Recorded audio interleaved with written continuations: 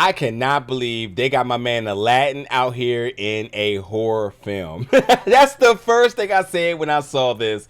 But nonetheless, I am super excited to talk about this one. So let's jump into my review of the new Shudder film, The Sacrifice Game.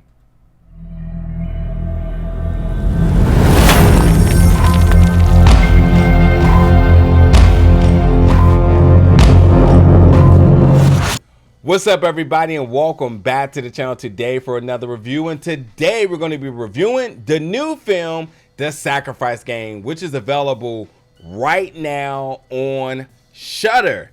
This is directed and co-written by Jen Wetzler, and alongside of her in the writing credit is a friend of mine, Sean Realitz, who I can't tell you enough just how excited I was to see his name attached to this project. You all make sure you go show Sean and Jen some love. There's a super bright future for both of their careers, and it starts with this film right here.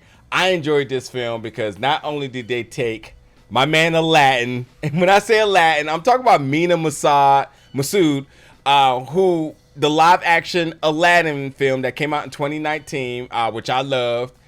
He played Aladdin, and I gotta say, Mena had there was moments where I was worried about Mena's career, and it's not me personally worried about his career, but he also had questions about just where his career was going to go, and you can kind of look the news up and whatnot, but he continued to just thrive since. He's had some very, very interesting and notable watches since Aladdin, and I mean on television, and some very popular shows, should I add. But I gotta say, seeing him as one of the leads in a film within the horror genre had so much intrigue for my end. I almost lost my mind. I was like, I have got to see what this is going to be about. So seeing him come in as the character Jew, and let's just talk about what the film is about really quick. So you have Samantha and Clara who can't go home. They're at this boarding school, and because of a storm and the holidays and whatnot, they can't leave. They got to stay.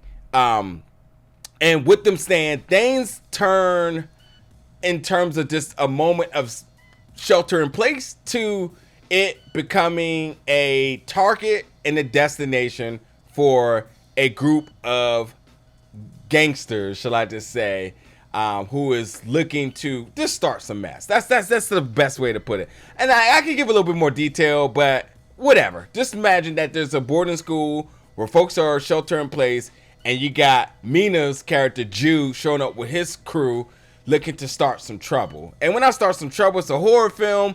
Of course, this is not going to just be normal trouble. This ain't going to just be a robbery or whatnot. It's a lot more than that. So, as I always like to say when it comes to my horror film, we always like to pull out the chart and the fuck around and find out meter. Listen, folks, when are we going to learn to stop trying to summon demons? Okay? So, at just about the hour mark is when this film goes into a completely different direction that I wasn't expecting. So I don't want to give anything away, but I'm just going to say here's what your expectations should be. Coming to this film thinking, man, it's not giving me too much direction in terms of what's happening. You know, oh, it's these folks that's just trying to get home for the holidays. It's Christmas. They can't.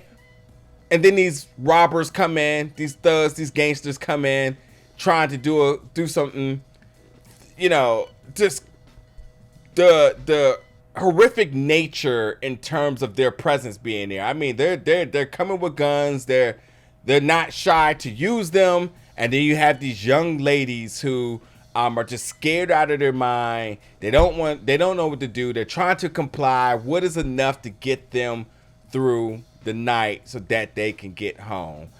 But even with that being said, the title's called The Sacrifice Game. How does that apply here? Because listen, these group of robbers, they are on the notion that a sacrifice of sorts, because they've been on a little bit of a crime spree, murder spree, that a sacrifice could get God's attention. A sacrifice will literally, a sacrifice will change the direction of everything that they ever wanted. They figure they provide enough sacrifices, they can summon a demon, and then they can have their ultimate wish. I know, folks. I know. There is a little bit of a tug of war in terms of the ideology behind some of the characters in this. Like, some folks are like, wait, really? Are you trying to do that? But yes, there are other folks that are very much convinced that this will ultimately lead to their great fortunes that's ahead of them, or whatever the wishes may be. There's a couple of different things kind of on the table. I'm going to say this right now. Georgina, I believe is how you say her name, Acken, who plays the character Clara, is really good. This young lady is really good. I think that I was expecting, I'm sorry, her name is Georgia. It's Georgia Acken. She's really good. She's really good. And at the hour mark of this film is when this film does become her film. And everybody else becomes supporting characters. I was blown away by this young lady's performance. How at every moment, I just could not wait to see what she was going to do next. She was full of surprises. And with a very small resume, I am overly thrilled to see where her career goes before this. I got to say once again that Georgia Acken, who plays the character Clara, is a game changer in this film. I just want to make sure I throw that out there because, again, by the hour mark of this film is when it just becomes her film. That's all I can say. But truly, really coming into it, a lot of characters across the board, very charismatic. Mena very much enjoyed his character. Chloë Levine, as the character Rose. It's fantastic. I mean, there's really so many good characters in this because with the unpredictability of where this film is going to go, every character kind of keeps you guessing. You're kind of trying to figure out what's every character's motivation. And then once things start to get a little demonic here, then things really starts to flip upside down and we see characters start wearing different hats, i.e. The character Grant, played by Derek Johns. So the film is a little brutal. The gore is there. The humor is also there, I should actually add as well too. But I enjoyed it because I thought it was an interesting concept. Great performances across the board, interesting characters, and just a fun time, man. It's like a horror film that I enjoy. That you're kind of clutching your seat a little bit, but at the same time you're just wanting more because you just want to see things kind of go bad for some characters, and you kind of want to see how other characters are going to survive. So it's giving you all of those emotions, and I can say all this to say that you're still not going to be prepared for what's to come. So without a doubt, The Sacrifice Game on Shudder is a film you want to go out the way and check out. I really enjoyed this film.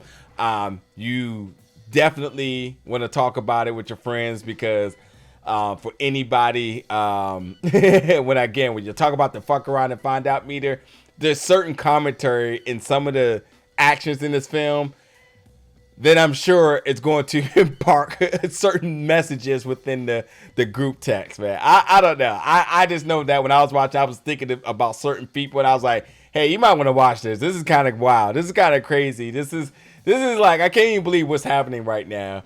But yeah, man, listen. Y'all gonna stop trying to summon these demons thinking y'all about to get something out of it because you're gonna mess around and get something you was never expecting, and that's pretty much the theme of the film. You're gonna end up watching this and getting something you wasn't expecting by the end of it. So check out The Sacrifice Game on Shudder right now. Jump in the comments, folks. Let me know your thoughts about it, and as always, stay tuned for more reviews very soon.